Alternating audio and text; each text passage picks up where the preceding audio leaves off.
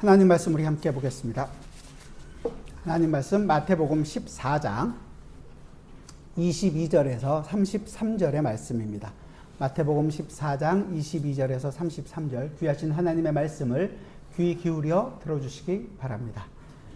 예수께서 즉시 제자들을 재촉하사 자기가 무리를 보내는 동안에 배를 타고 앞서 건너편으로 가게 하시고 무리를 보내신 후에 기도하러 따로 산에 올라가시니라. 저물매 거기 혼자 계시더니 배가 이미 육지에서 수울이나 떠나서 바람이 거스름으로 물결로 말미암아 고난을 당하더라. 밤 사경에 예수께서 바다 위로 걸어서 제자들에게 오시니 제자들이 그가 바다 위로 걸어오심을 보고 놀라 유령이라 하며 무서워하여 소리 지르거늘 예수께서 즉시 이르시되 안심하라. 나니 두려워하지 말라. 베드로가 대답하여 이르되 주여 만일 주님이시거든 나를 명하사 물 위로 오라 하소서 하니 오라 하시니 베드로가 배에서 내려 물 위로 걸어서 예수께로 가되 바람을 보고 무서워 빠져가는지라. 소리질러 이르되 주여 나를 구원하소서 하니 예수께서 즉시 손을 내밀어 그를 붙잡으시며 이르시되 믿음이 작은 자여 왜 의심하였느냐 하시고 배에 함께 오르매 바람이 그치는지라. 배에 있는 사람들이 예수께 절하며 이르되 진실로 하나님의 아들이로소이다 하더라. 아멘. 우리가 성경을 함께 계속 살펴보면서 성경을 보는 어떻게 봐야 할까 이런 고민들을 하고 좀 재밌는 이야기도 있고 잘 알려진 이야기도 있고 그럴 때는 기쁘기도 하고 근데 성경을 이해하는 데 있어서 항상 우리는 우리 주관적으로 성경을 볼 때가 많습니다. 계속 보고 있는 오병이어도 보리떡 5개 물고기 2마리로 5,000명 2만 명이나 되는 많은 사람들이 먹여 살렸구나. 예수님은 정말 놀라운 기적을 행하시는 분이다. 이렇게 기적적인 예수님을 바라보고 우리에게도 그런 문제를 해결해 주실 수 있는 분이면 얼마나 좋을까 생각할 경우도 있습니다. 하지만 우리가 이해할 때 이 성경이 예수님께서 지금 우리에게 보여주고 있는 이 모든 내용들이 사실은 하나의 관점으로 쭉 통일되어 있습니다. 성경 전체를 이해하는 아주 중요한 하나로 쭉 뚫고 내려가는 관통하는 하나의 주제. 그것은 하나님의 나라입니다. 하나님께서 어떻게 하나님의 나라를 이루어 가시는가. 처음 창조서부터 인간이 거역하고 반역하는 죄로 말미암아 타락했음에도 불구하고 하나님이 원래 가지고 계시는 그 하나님의 나라를 어떻게 이루어 가시는가 이 관점을 가지고 성경을 쭉 이해해야지만이 사실은 전체적으로 성경을 이해하고 바라보고 그 안에서 하나님께서 하시는 일들을 통해서 하나님의 구원의 사역들도 우리도 알게 되고 그 구원의 사역으로 말미암아 우리가 어떠한 삶을 살아야 하는지도 알게 되는 것입니다. 이 내용들을 가지고 성경을 봐야 하는 거예요. 제가 왜 서론을 이렇게 말씀을 드리느냐. 오늘은 좀 복잡하다는 얘기겠죠. 성경을 여러 번 찾아야 한다는. 말씀드린 것처럼 이 오병이어 사건 이후에 예수님께서는 지금 방금 읽은 것처럼 제자들을 바다 건너편으로 보내셨습니다. 오늘 있는 무리를 걸어가는 이 내용은 마태복음 우리가 읽은 이 본문에만 있는 것이 아니라 마가복음에도 있고 요한복음에도 기록되어 있습니다. 그러니까 이 내용들이 5,000명을 먹이신 이 기적적인 사건이 기적의 사건이 있은 이후에 붙어서 나온다는 것입니다. 이들 두 기적이 굉장히 연관되어 있다라는 것을 보이심으로 말미암아서 지난주에 우리가 지난주에 오병이어를 받고 지난주에 예수님께서 생명의 떡이시라는 것, 그 만나 되신다라는 것을 분명히 보이셨잖아요. 그러니까 예수님이 누구신가라는 것들을 분명히 보여주고 있는 그 내용을 좀 더 확대하고 그것을 확실한 효과를 낼 수 있는 그런 내용이라는 것입니다. 지금까지 예수님께서 누구신지에 대한 많은 다양한 사람들이 많이 생각을 했습니다. 제자들마저도 예수님에 대해서 제대로 이해하지 못하는 사람들이 있고 오히려 질문만 던지는 경우가 있었죠. 전에 오늘과 비슷한 사건이 한번 있었던 적이 있었잖아요. 예수님께서 배에서 자고 계실 때 밑에서 자고 있는 풍랑이 일었을 때 예수님이 죽게 됐다고 해서 예수님을 깨웠을 때 바람을 꾸짖으신 다음에 그 꾸짖는 잔잔하게 되니까 제자들이 뭐라고 얘기하냐면 이가 어떠한 사람이기에 바람과 바다도 순종하는가. 그러니까 누구신지 모르고 어떻게 해서 일이 일어나는지 잘 몰랐을 때가 있었습니다. 그런데 이제 두 번째 이 사건. 오늘 사건 이후에 마지막 33절에서 뭐라 그래요? 진실로 하나님의 아들이로소이다. 그러니까 이 말씀을 통해서 바다 위를 걸어오신 예수님이 어떤 분이시며 이 표적에 대한 제자들의 반응이 바뀌게 되죠. 더 발전하고 그것을 통해서 예수님이 누구신가를 더 깊이 알아가게 된다는 거죠. 저희 모두가 예수님에 대해서 더 깊이 풍성하게 알게 되는 시간이 되기를 바랍니다. 오늘 본문 22절을 같이 한번 봅시다. 본문 22절 같이 읽어보죠. 시작. 예수께서 즉시 제자들을 재촉하사 자기가 무리를 보내는 동안에 배를 타고 앞서 건너편으로 가게 하시고, 지금 예수님께서는 오병이어로 5,000명, 기록된 건 5,000명이니까요. 배불리 먹이신 표적 사건 이후에 즉시, 여기는 즉시 바로, 그러니까 제자들을 재촉하여 자기가 무리를 보내는 동안에 배를 타고 건너편으로 가게 하셨습니다. 예수님께서 왜 제자들을 재촉해서 건너편으로 가게 하실까요? 제자들은 이 오병이어 이 기적 사건을 이후에서 아마 몹시 좀 들떠 있었을 거예요. 많은 사람들이 들떠 있었잖아요. 그런 거와 똑같이 제자들도 들떠 있었을 것으로 봅니다. 그들은 예수님이 어떤 분이신지, 어떻게 이런 놀라운 기적이 일어난 것인지에 대해서 굉장히 궁금했을 거예요. 또한 무리들이 반응들이 굉장히 뜨거웠을 거 아니에요. 그런 것들 때문에 굉장히 상기되어 있었을 것이라고 생각됩니다. 그런 상황에서 예수님이 굉장히 그들을 재촉해서 빨리 억지로 강요시키다, 뭐 이런 강요해서 그들을 굉장히 강한 어조로 그들을 이제 강을 건너서 바다를 건너가게 하시는 거거든요. 이렇게 예수님께서 제자들로 하여금 빨리 건너가도록 강요한 것을 볼 때는 어떤 특별한 이유가 있었던 것 같아요. 어떤 특별한 이유가 있었는지는 요한복음에서 우리에게 단서를 제공해 줍니다. 지난주에도 제가 말씀드린 것 같은데, 지난번에 봤던 요한복음 6장 14절 15절인데요. 그 사람들이 예수께서 행하신 이 표적을 보고, 그러니까 오병이어 표적을 보고 말하되 이는 참으로 세상에 오실 그 선지자라 하더라. 그러므로 예수께서 그들이 와서 자기를 억지로 붙들어 임금으로 삼으려는 줄 아시고 다시 혼자 산으로 떠나가시니라. 여기 보니까 무리들은 오병이어 기적을 보고서 예수님께서 자기들이 기다리던 그 선지자라고 확신을 가졌습니다. 그리고 예수님을 잡아서 억지로 임금으로 삼고자 하였습니다. 그들이 예수님을 성경에서 이야기하고 있는 그 선지자라고 생각한 것이 잘못됐을까요? 아니요, 잘못된 것이 아니라 그 선지자, 예수님은 그 선지자 맞습니다. 구약에서 얘기했던 그 선지자는 많죠. 하지만 그들이 요구하는, 예수님께서 이 세상에 오신 목적을 바르게 이해하지 못하고 있었던 것입니다. 그들은 죄로부터 구원하실 메시아가 아닌 지금 당장 눈앞에 먹을거리를 해소해 줄 수 있는 그런 메시아, 지금 로마로부터 이스라엘을 해방시켜 줄 메시아, 그런 육신적인 갈망을 해결해 줄 수 있는 메시아를 바라보고 있었습니다. 오병이어 사건을 통해서 자기들이 배불리 먹고 난 다음에 이 예수님이라면 그들이 기대하는 바를 모두 이뤄줄 그 선지자로 생각했던 것입니다. 예수님은 그 선지자가 맞아요. 구약에 얘기했던 그 선지자가 맞지만 이 유대인들이 얘기하고 있는 그 선지자는 아닌 거죠. 이렇게 생각을 하신다는 거죠. 그래서 그들은 예수님을 강제로라도 붙들어서 임금으로 삼으려고 했던 것입니다. 큰 기적을 체험하고 예수님께 열광하는 사람들이었습니다. 예수님으로 인해서 먹을거리 걱정 안 해도 좋겠다 기뻐하고 즐거워하고 환호했습니다. 정말 예수님을 높이고 예수님을 정말로 기뻐하고 높이는, 어떻게 보면 신앙이 좋은 사람처럼 보였을 것입니다. 그러나 예수님께서는 그렇게 열광하고 있는 그들로부터 제자들을 분리시켜서 속히 제자들을 떠나 보내십니다. 그들과 다르다는 거죠. 그들로부터 분리시키십니다. 무리들이 예수님을 크게 오해하고 있는 것을 함께 속해지지 않게 하시는 것입니다. 예수님은 이 땅에 있는 육신의 것을 채워주기 위한 임금이 되실 분이 아니십니다.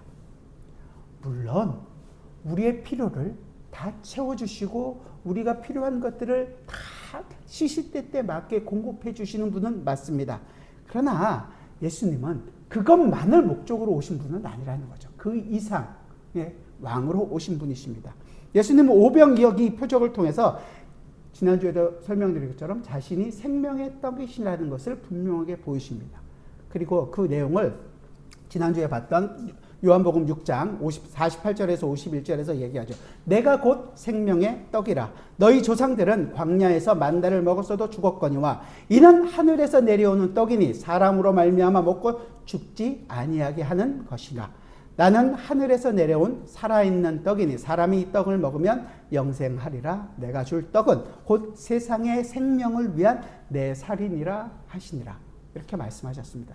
예수님은 그러니까 영원한 생명을 주시는 영적인 왕으로 이 땅에 오신 것입니다.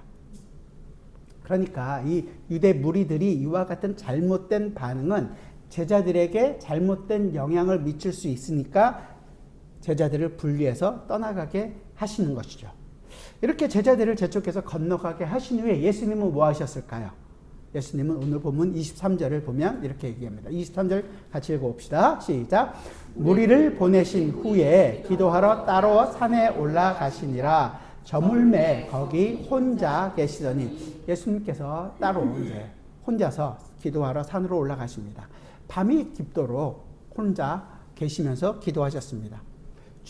예수님께서의 감정이 어떤 감정으로 기도하고 계셨는지는 정확하게 다 알 수는 없지만 인간적인 입장에서 생각해 보면 많은 사람들이 자기를 좋다고 임금으로 세우려 하는 사람들을 다 내쫓습니다. 그들의 마음이 어떤지를 아시는 거죠. 사람들에 대한 탄식과 회한과 그냥 어느 때까지 저들을 참아야 합니까? 이런 마음이 있지 않았을까 싶습니다. 하나님께 그들을 어떻게 하면 좋겠습니까? 하나님께 도움을 간구하는 거죠. 어떤 세상의 지혜나 세상의 힘 이런 것들을 의지하는 것이 아니라 그가 온전히 의지해야 될 분이 하나님이라는 것을 알고 하나님께 간구하고 있는 거죠. 주님께서는 자신의 이 답답함과 혼란의 시기에 다른 어떤 것들을 붙잡기보다는 하나님께 홀로 기도하기 위하여 남아 계셨다는 것입니다. 그리고 어느 정도 시간이 꽤 흘렀어요.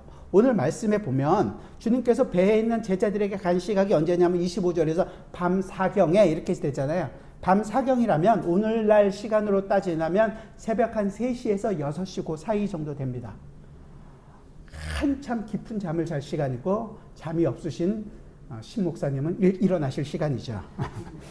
깊은 밤이고 평소 같으면 다 잠자리에 들어있는 시간입니다. 그런데 제자들은 아직도 바다를 건너지 못한 상태입니다. 제자들이 출발한 시각은 23절에 보면 주님께서 보내신 후에 날이 저물었다고 되어 있으니까 날이 저물었으면 늦어도 저녁 한 8시 그 정도 쯤 되겠죠. 그러니까 벌써 8시부터 3시면 7시간, 8시간 정도 시간이 지나는 거 아니에요. 그 많은 시간이 됐음에도 불구하고 제자들은 얼마 가지 못하고 몇 킬로 배가 이미 육지에서 수울이나 떨어졌다는 것은 한 5, 6킬로 정도 떨어진 것을 얘기하는 거거든요. 그러니까 6시간 많은 시간 7시간 되는 시간대로 열심히 바다를 건너갔는데 건너가기는커녕 아직도 한 5킬로 정도밖에 못 간 거예요. 그렇게 먼 거리가 아니라 1시간이면 건널 수 있는 거리였음에도 불구하고 그들은 건너가지 못하고 있었습니다. 왜 그렇게까지 갈 수 못했느냐? 24절에서 얘기해주고 있죠. 바람이 거스름으로 물결로 말미암아 고난을 당하더라. 그냥 전체적으로 정리를 하면 이런 거예요. 주님은 지금 6시간, 7시간이나 되는 시간 동안에 산에서 홀로 기도하고 계셨고 제자들은 배를 타고 그 시간 동안 바다에서 풍랑과 싸우고 있었습니다. 이때 주님께서 바다 위를 걸어서 제자들에게 다가오십니다. 25절 같이 한번 볼까요? 25절 시작. 밤 사경에 예수께서 바다 위로 걸어서 제자들에게 오시니. 이 성경 말씀을 읽으면 우리는 이 일 속에 담겨있는 의미들, 그러니까 즉 주님께서 왜 바다 위를 걸어서 오셨는지 이것을 생각하고 물어봐야 합니다. 그리고 주님께서 바다 위를 걸어오신다는 것의 의미나 이유를 알려면 사실 먼저 주님께서 이렇게 했을 때 성경의 평가를 봐야 합니다. 오늘 본문에는 안 나와 있지만 마가복음 본문으로 한번 가볼까요? 마가복음 6장도 같이 사건이 기록되어 있는데요. 마가복음 6장입니다. 49페이지 뒤로 조금만 가면 제가 49절부터 51절까지 읽어드릴게요. 먼저 제자들이 그가 바다 위로 걸어오심을 보고 유령인가 하여 소리 지르니 그들이 다 예수를 보고 놀람이라. 이에 예수께서 곧 그들에게 말씀하여 이르시되 안심하라 내니 두려워하지 말라 하시고 배에 올라 그들에게 하시니 바람이 그치는지라. 제자들이 마음에 심히 놀라니. 52절은 우리 같이 한번 읽어봅시다. 그 평가가 어떻게 나오는지 52절 시작. 이는 그들이 그 떡 떼시던 일을 깨닫지 못하고 도리어 그 마음이 둔하여졌음이러라. 이 말은 그러니까 예수님께서 바다 위를 걸어오셨을 때 그들이 이 일을 통해서 제자들에게 주려고 하는 이 교훈이 오병이어의 기적을 통해서 주려고 했던 교훈과 유사한 성격이라는 것을 그들에게 지금 얘기해 주고 있는 것입니다. 그것을 깨닫지 못했기 때문에 제자들이 두려워하는 거잖아요. 그러니까 그것을 정확하게 이해했으면 두려워할 이유도 없다라는 것이었습니다. 그러니까 예수님께서 바다 위를 걸어온 사건은 제자들에게 예수님이 오병이어를 베풀으실 때의 가르침과 같은 것이라는 것을 알려주는 데 목적이 있다는 거예요. 그리고 두 번째는 마태복음 본문에는 없는, 마태복음에는 있지만 다른 복음에는 없는 베드로가 주님께 의탁해서 자기도 물 위를 걷는 장면이 마태복음 본문에는 나오잖아요. 근데 여기서 베드로가 바람을 보고서 물에 빠지게 되자 건지시는 주님께서 건지시고 주님께서는 그를 또 나무라는 것이 아니라 그의 믿음을 나무라고 있는 거죠. 오늘 본문 14장 29절에서 31절까지 한번 같이 볼까요? 오늘 본문 29절에서 31절 시작. 오라 하시니 베드로가 배에서 내려 물 위로 걸어서 예수께 가되 바람을 보고 무서워 빠져 가는지라. 소리질러 이르되 주여 나를 구원하소서 하니 예수께서 즉시 손을 내밀어 그를 붙잡으시며 이르시되 믿음이 작은 자여 왜 의심하였느냐 하시고. 자, 앞서 말씀드린 그 마가복음에서도 그렇고 지금 마태복음에서도 그렇고 주님께서 바다를 걸어오신 사건은 제자들에게 믿음을 알려주시는 것에 목적이 있다는 것을 우리는 알 수 있다는 거예요. 바다 위를 걸어오신 예수님을 본 제자들도 제대로 된 그 오병이어 기적과 같은 제대로 그 내용을 제대로 된 믿음이 있었다면 그 예수님을 보고 놀라지 않을 것이고, 베드로도 역시 제대로 된 믿음이 있었다면 바람과 파도와 상관없이 예수님을 바라보고 물 위에서 빠지지 않고 예수님을 따라서 갈 수 있었을 것이라는 거죠. 그리고 세 번째로 믿음에 대해서 한 가지 더 말씀하시는 것은 주님께서 제자들에게 다가오실 때 뭐라고 얘기하면 안심하라 이렇게 얘기하잖아요.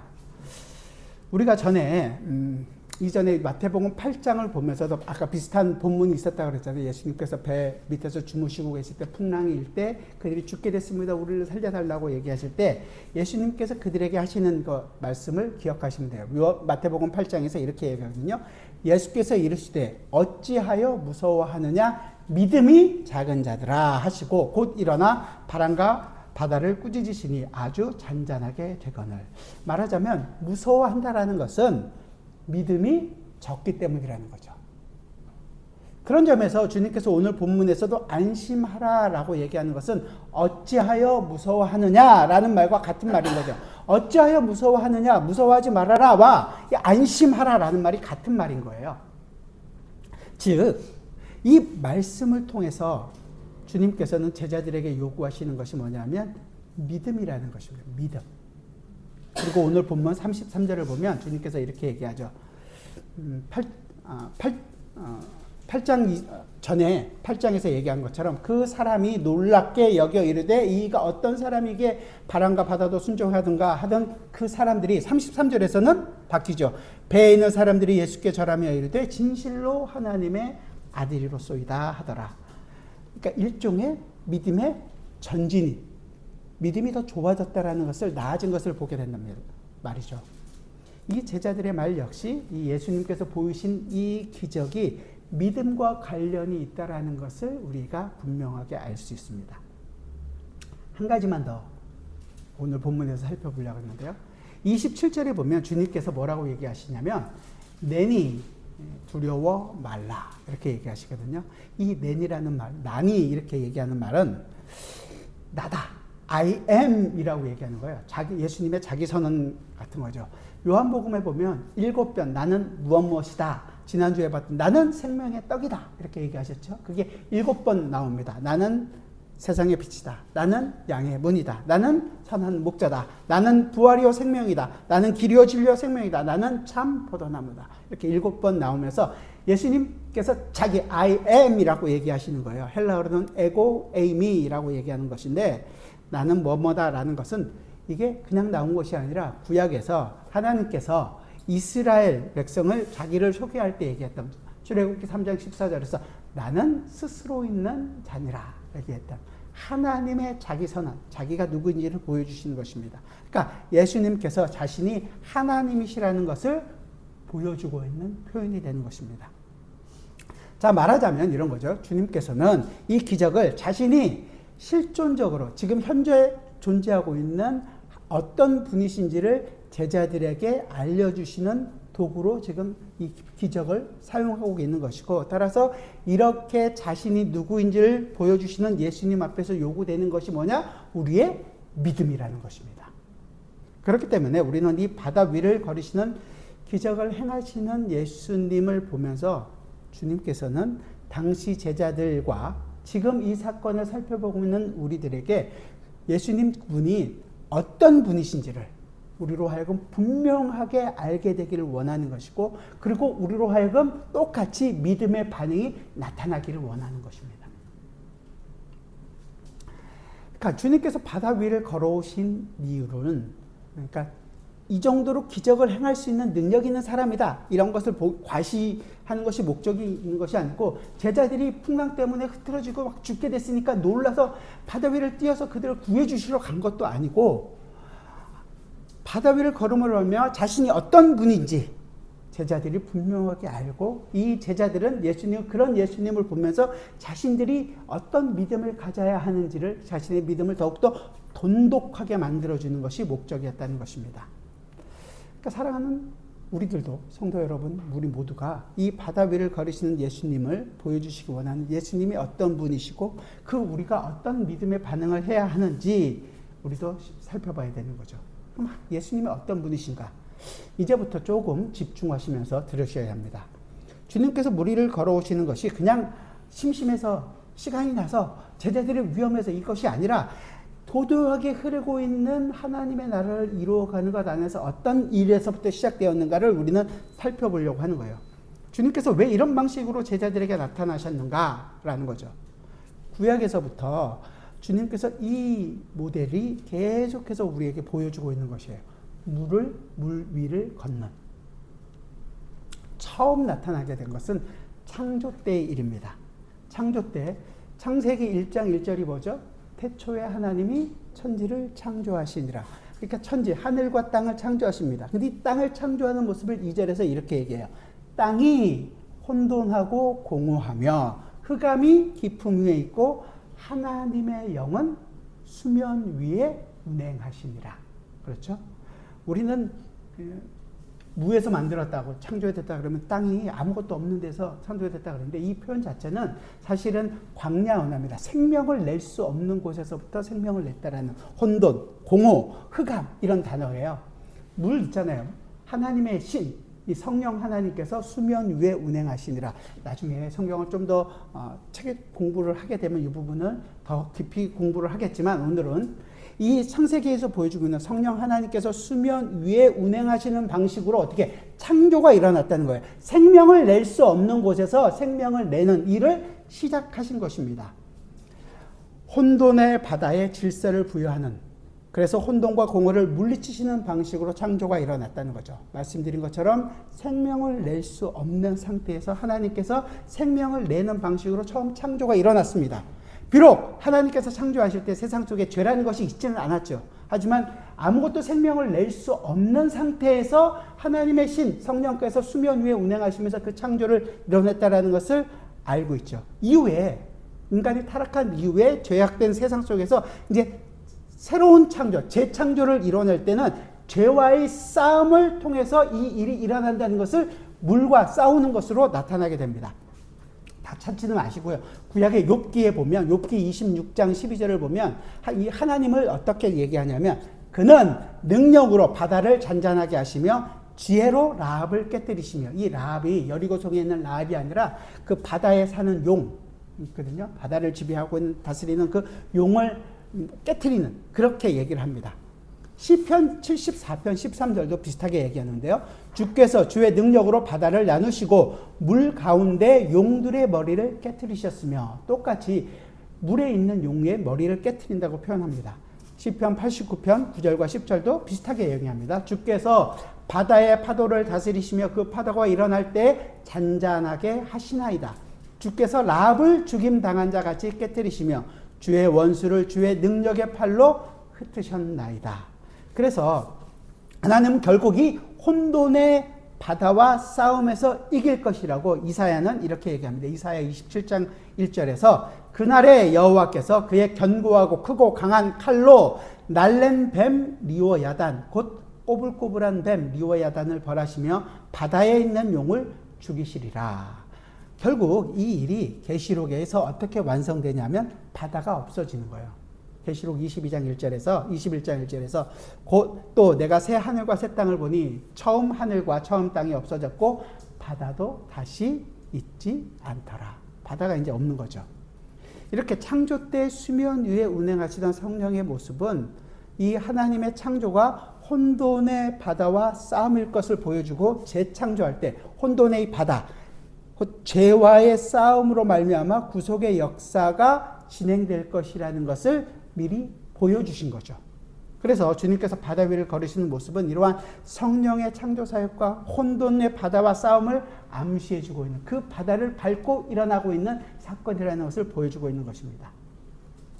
두 번째는, 이건 한번 찾아보죠. 창세기는 아는 거니까 창세기는 말고 이제 시편 29편을 한번 찾아봅시다. 시편 29편입니다. 구약성경 822페이지. 구약에 있는 내용들을 우리가 머릿속에 쭉 보면서 지금 예수님께서 물 위를 걷고 있는 내용이 어떤 내용인지를 우리가 함께 살펴보려고 하는 거예요. 29편 3절입니다. 같이 한번 읽어볼까요? 시편 29편 3절 같이 읽죠. 시작. 여호와의 소리가 물 위에 있도다. 영광의 하나님이 우레소리를 내시니 여호와는 많은 물 위에 계시는도다.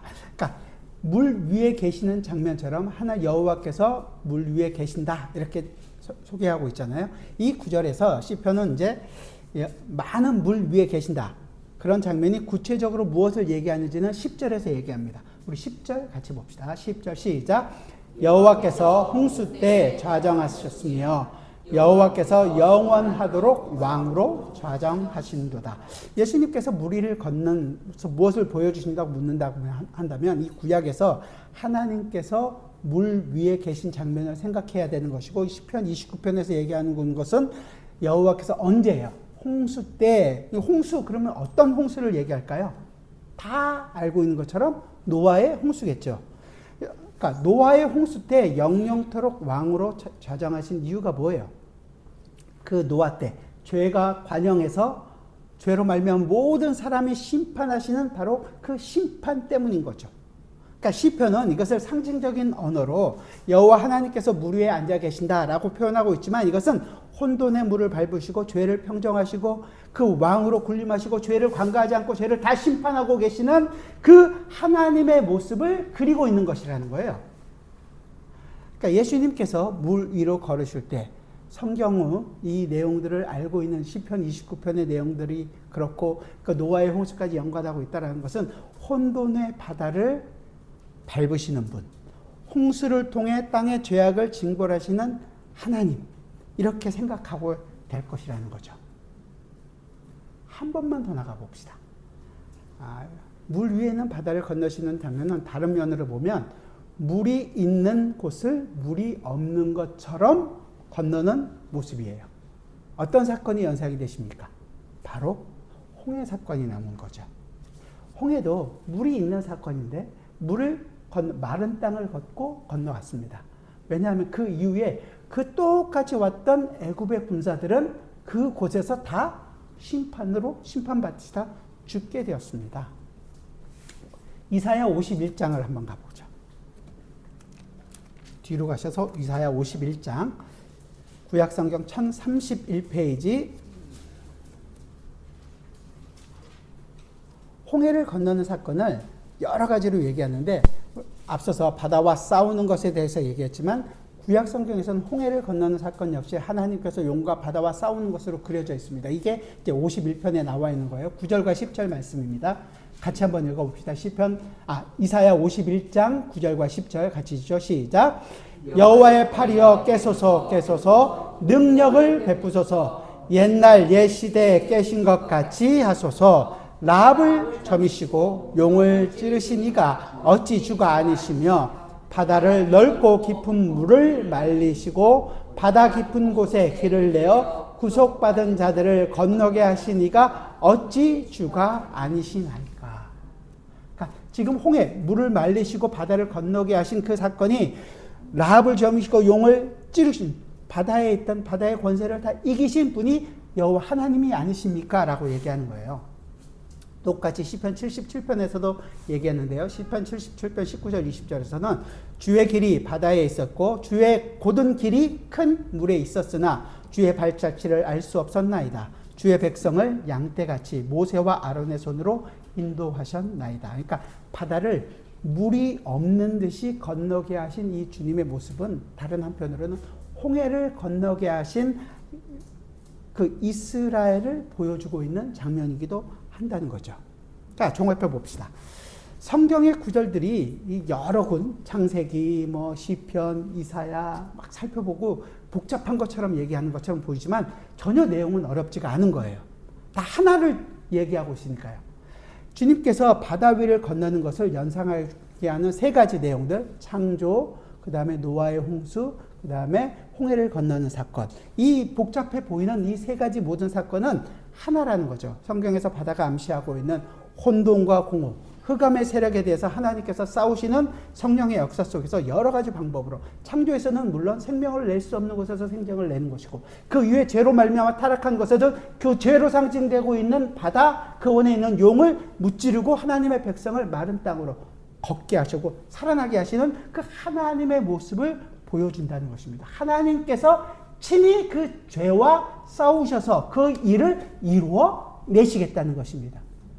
그것을 종합해보면 지금 주님께서 바다 위를 걸으시는 것은 뭐예요? 주님께서 친히 싸우셔서 이 일을 이루실 것이라는 것을 그림으로 보여주고 있는 것이라는 거죠. 그 일을 완성하실 분이라는 것입니다. 주님께서 이렇게 바다 위를 제자들에게 걸어서 제자들에게 다가왔을 때 주님께서는 제자들이 지금 이 말씀을 읽고 있는 오늘 우리들이 무엇을 알기를 원하느냐? 바다를 밟으시고 이기시는 분이 바로 예수님 본인이시라는 것을 알기를 원하는 것입니다. 노아의 홍수 때를 한번 생각해 보세요. 노아는 한편으로는 하나님의 눈에서 은혜를 발견한 삶을 살았습니다. 그렇죠. 은혜로 살았습니다. 하지만 그의 삶은 결코 순탄하지는 않았습니다. 그 당시 많은 사람들 중에서 단 한 명, 노아의 말을 듣고 삶을 돌이켜 방주로 들어간 사람이 한 명이라도 있었을까요? 아무도 없었습니다. 오직 노아에 속한 노아의 가족만 들어갔죠. 노아가 목회자라고 생각해 보세요. 노아가 배를 짓는 기간이 언제인지 아십니까? 120년입니다. 120년 동안 계속해서 얘기를 했지만 회심하는 사람이 단 한 명도 없었다는 거예요. 노아의 삶을 생각해 보세요. 그가 과연 정말로 기쁘고 즐겁고 그 일을 감당하게 나는 이 배 지어서 하나님께서 해서 이 배에서 우리는 살 것이다 기쁜 마음을 줬을까요? 전혀 그렇지 않았을 것입니다.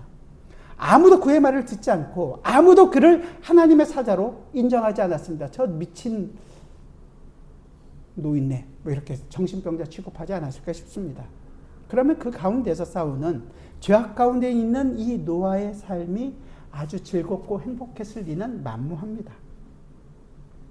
같은 인생된 자로서 우리는 그런 노아의 모습을 쉽게 상상할 수 있는 거죠. 그는 외로웠을 것이고 고독했을 것입니다.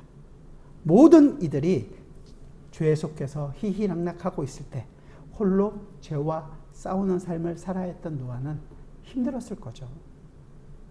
그런데 홍수가 일어났습니다. 하나님께서 노아에게 입증해 주신 것이 무엇입니까? 다른 세상의 모든 사람들이 틀렸고 노아가 맞았다는 거죠. 틀리지 않았다는 겁니다. 하나님께서 홍수를 통해서 세상을 심판하시는 가운데서 다 잠기했습니다. 물에 다 잠겼죠. 노아는 슬프게 120년을 홀로 방주를 지었습니다. 하나님께서는 그가 그렇게 믿고 바라고 있었던 하나님의 은혜가 틀리지 않았다라는 것을 심판을 통해서 확인시켜 주십니다. 하나님께서 죄악을 밟으시고 심판하시고 승리를 거두시는 분이라는 것을 노아의 인생을 통해서 우리는 보게 되는 것입니다. 하나님은 휘몰아치는 바다의 풍랑에 잠식당하시는 분이 아니라 그 진노의 칼을 빼버들어서 바다를 잠잠하게 하시고 바다를 다스리고는 용을 찔러 그의 머리를 밟으시는 분이라는 것을 보여주고 있기 때문입니다. 홍해 사건도 역시 마찬가지입니다. 홍해 사건은 은혜롭게 그들을 인도해 나가는 그런 과정에서 생겨나는 것이 아닙니다.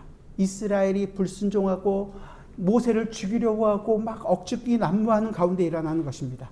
하나님께서는 일부러 이스라엘 백성을 정말로 사지로 몰고 가시는 거예요. 애굽의 바로가 생각할 때 아니 저 미친 저 사람들이 우리가 뒤에 가서 저 사람 죽이면 홍해에 다 빠져 죽을 수밖에 없는 그 자리로 이끌어 가십니다.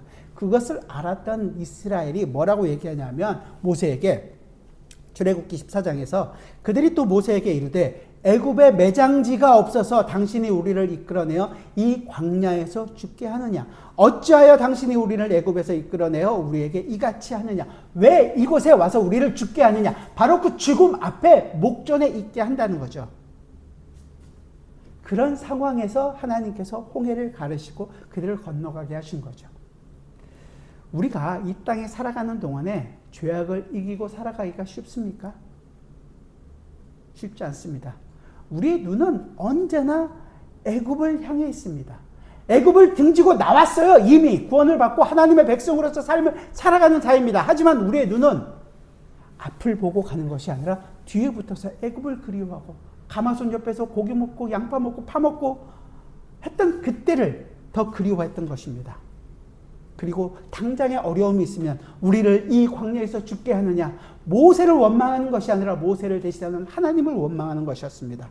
그런 가운데서 죄를 이기시는 하나님이 우리에게 없다라는 것을 느껴진 바로 그 순간에 우리 마음속에 내재해 있던 죄가 치밀어 올라서 나를 걸터안고 나를 죽게 만드는 것처럼 느껴지는 바로 그때 홍해가 갈라집니다. 홍해를 가르십니다. 아까 읽었던 이사야 51장에서 뭐라 그래요? 여호와여, 여호와는 라합을 점으시고 용을 찌르시는 분이 아니십니까? 바다를 가르시고 그들을 건져내십니다. 지금 주님께서는 풍랑이 치는 바다 위를 걸어오십니다. 그리고 복음서들이 모두 보여주고 있는 이 장면에서 주님께서는 제자들에게 믿음을 요구하십니다. 그러면 지금 바다를 밟고 물이 없는 듯이 걸어서 제자들에게 오시는 주님께서는 우리에게 어떠한 믿음을 요구하고 계실까요? 보세요. 풍랑 때문에 7시간이나 노를 젓고 무슨 짓을 해서도 자기들이 조금도 움직이지 못하고 있는 그 상황 속에서 주님께서는 죄를 이기시는 분이라고 지금 그들 앞에 서 계시는 것입니다. 주님이 너희들은 그렇게 힘들어하고 있는 그 모든 풍랑을 이기시는 분이라는 것을 보여주고 있는 것이죠. 제자들 자신들은 자기가 가지고 있는 노력들 생각해 보세요. 갈릴리 바다에서 그러니까 거기서 생업을 했던 사람들이 4명이나 있습니다. 더 있을지도 모르죠. 그럼에도 불구하고 몰아치는 그 폭풍 속에서 자기들은 아무것도 할 수 없었습니다. 그들은 그 바다 위로 마치 물이 없는 것처럼 걸어오신 그 예수 그리스도, 죄와 싸우셔서 승리하시는 분이 예수 그리스도 뿐이라는 것을 그들은 바라볼 수 있어야 되는 것입니다. 내가 어떤 것을 열심히 하면 그것으로 인해서 내 삶이 조금 괜찮아지고 하나님도 나에게 조금 도움을 주시면 내 모든 문제가 해결되고 이 땅에서도 잘 될 것이라고 생각하는 것? 아니요. 전혀 그렇지 않습니다. 우리는 기껏 해봤자 표류하고 있는 이 제자들의 모습과 조금도 다르지 않을 것입니다. 죄악이 바다를 이길 수 있는 유일한 분은 주님밖에 없는 것이고, 새벽이 되기까지 기도하신 그 주님께서 제자들에게 바다를 밟고 걸어오셔서 우리에게 이것을 지금 믿으라고, 이기는 분은 나 예수 그리스도뿐이라는 것을 지금 보여주고 있는 것입니다. 여러분의 삶은 어떻습니까? 여러분은 모든 것이 만족스럽고 모든 것이 좋고 평안하십니까? 아니면 조금의 문제가 있어도 그것 때문에 심히 큰 고민과 고통과 회의와 낙심과 절망 가운데 있습니까? 원인은 하나입니다. 왜 그렇게 사는지. 이는 저희가 그 떡 대신 일을 깨닫지 못하고 도리어 그 마음이 둔하여 적기 때문입니다. 나의 죄를 해결할 분이 예수님 뿐이며, 그래서 그분이 누구신지를 알아야 합니다. 나의 모든 죄악을 밟고 굳굳하게 서시는 분이 주님뿐이라는 것을 봐야 하는 것입니다. 내 삶에 있어서 내가 가장 사랑하고 가장 없으면 안 된다고 생각하는 그것이 아니라 그곳에 예수 그리스도 그분이 계셔야 된다는 것입니다.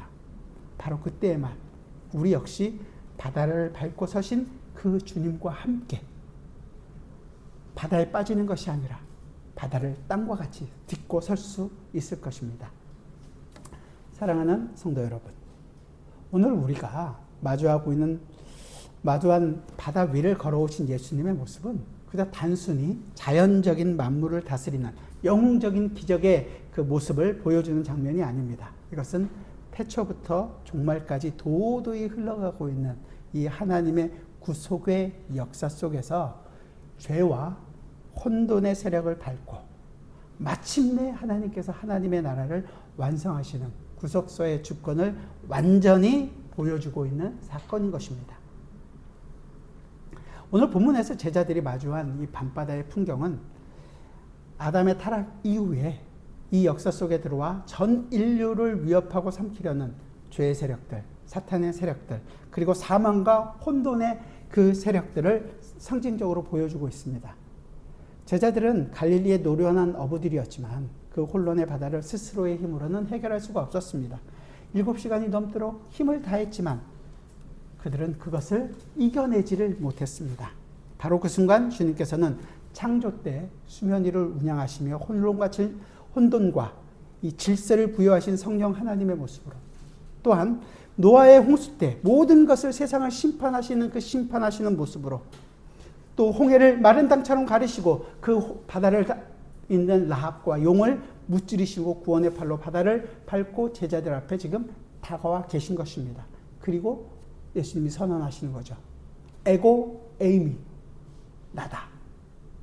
두려워하지 말아라.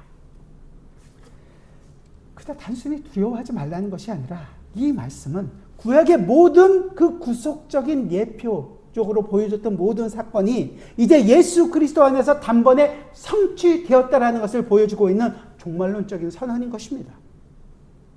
단순히 무리들이 기대했던 것처럼 육신의 배고픔을 해결해줄, 아니면 지금 정치적인 그 로마로부터의 우리를 해방시켜줄 그런 왕이 아니라 정말로 우리를 옥죄했던 사망의 권세들, 죽음의 권세들, 그 사망의 권세를 깨뜨리고 우리에게 영원한 생명을 주시는 영적인 왕이시며, 이제는 다시는 바다가 있지 않는 그 바다를 유리바다와 같이 땅을 밟고 서는 것 같이 새 하늘과 새 땅의 완성자라는 것을, 예수 그리스도라는 것을 보여주고 있는 사건인 것입니다. 그래서 우리가 오병이의 표적을 보면서도 여전히 삶의 풍랑 속에서 어떨 때는 낙심하고 패배하고 힘들어하고 있는 이유가 이 예수님께서 지금 보여주고 있는 구속사의 그 본질을 정확하게 이해하지 못하고 있기 때문이라는 것을 깨달았다면, 오늘 지금 예수님께서 얘기하시는 거예요. 안심하라. 믿음이 적은 자여, 왜 의심하였느냐. 이 모든 환경을, 우리의 모든 환경을 바꿔서 괜찮게 해주시겠다는 것이 아니라 그 모든 것들을 내가 이겼노라. 그리고 이 이긴 나와 함께 너희가 지금 있다. 그러니 그 이긴 승리를 나와 함께 누리는 자가 아니냐. 그 믿음으로 너의 인생을 바라보아라. 우리의 시선을 광풍이 치는 바다에서 거두어 주십시오. 그리고 혼란의 바다를 그 밟고 서신 그 예수 그리스도께 우리의 눈을 고정합시다. 그리고 그 주님으로 말미암아 나의 인생도 바다에 빠지는 인생이 아니라 바다를 밟고 이 세상에 승리하는 인생이라는 것을 알고 매 순간 살아갈 때 진정한 기쁨과 위로가 우리 가운데 넘칠 것이라고 저는 확신합니다. 기도하겠습니다. 고맙고 감사하신 주님, 조금의 풍랑이 있어도 우리는 두려워합니다. 조금의 문제만 있어도 힘들어합니다.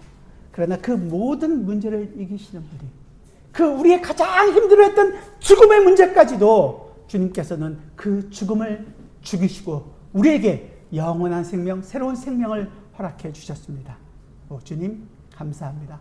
우리로 하여금 이 믿음의 눈으로 우리 자신을 바라보고 이 땅에 살아갈 때 흔들리지 않고 정말로 주님과 함께 동행하는 참 기쁨과 안식과 평안을 누리는 우리의 인생임을 깨닫고 가는 저희 모두가 되기를 소원합니다. 주님, 그 주님을 우리가 더욱더 알고 그 주님과 함께 이 길을 걸어갈 수 있는 저희 모두가 되게 하여 주옵소서. 예수 그리스도의 이름으로 기도드리옵나이다. 아멘.